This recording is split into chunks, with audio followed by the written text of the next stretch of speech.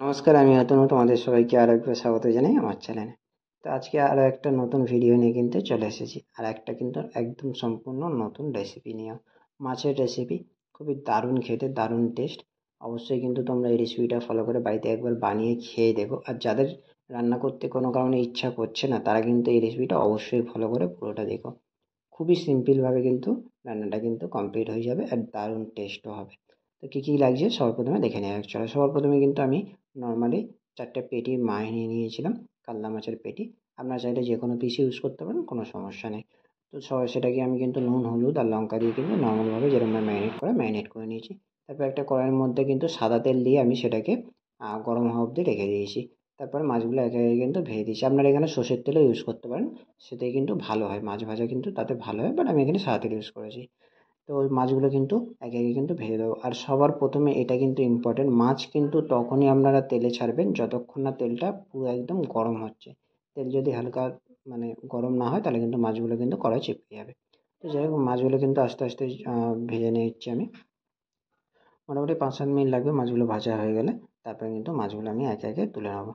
যতক্ষণ মাছগুলো ভাজা হচ্ছে ততক্ষণ আমি একটা মিক্সচারের মধ্যে কিন্তু কিছুটা পেঁয়াজ কুচি, আদা, রসুন আর কাঁচা লঙ্কা কিন্তু অনেকটা মতো নিয়ে নিয়েছি। সেগুলোর মধ্যে কিন্তু আমি পোস্ত আর সর্ষেও দিয়ে দিয়েছিলাম ভিজিয়ে রাখা, অল্প পরিমাণে। সেগুলো কিন্তু আমি ভালো করে মিক্স করে নিয়েছি।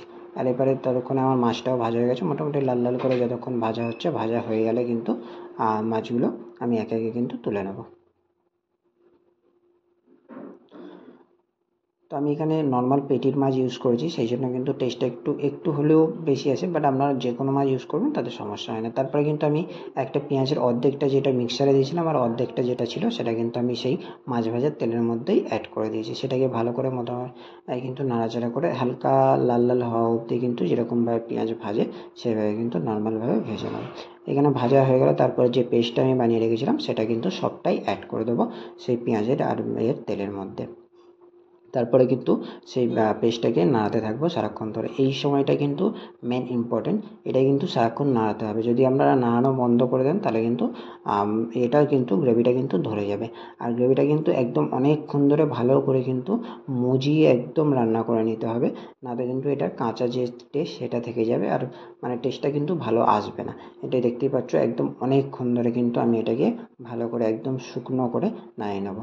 আর নাড়াতে নাড়াতে ওপর থেকে আমি একটু হলুদ গুঁড়োও অ্যাড করে দিয়েছিলাম। আপনারা এখানে হলুদ গুঁড়ো দিতে পারেন, বা না চাইলে লাস্টে গিয়ে যখন জল দেবো তখনও দিতে পারেন, কোনো সমস্যা নেই।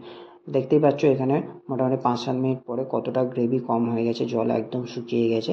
এবারেই মোটামুটি আমাদের এটা কিন্তু গ্রেভিটা কিন্তু ভাজা হয়েছে, মশলাটা ভাজা হয়েছে ভালো করে।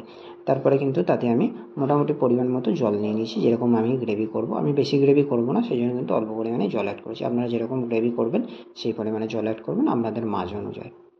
তো মোটামুটি অল্প পরিমাণে কিন্তু আমি জল অ্যাড করেছি। তারপরে মোটামুটি জলটা একটু গরম হয়ে ফুটে এলেই কিন্তু একে একে কিন্তু সমস্ত মাছগুলো আমি অ্যাড করে দেবো। মোটামুটি এখানে কিন্তু 50% রান্না আমার, 75% রান্নাই কিন্তু আমার এখানে মোটামুটি কমপ্লিট হয়ে এসেছে। এইভাবে আমি কিন্তু সমস্ত মাছগুলো দিয়ে একে একে কিন্তু চাপা দিয়ে দেবো।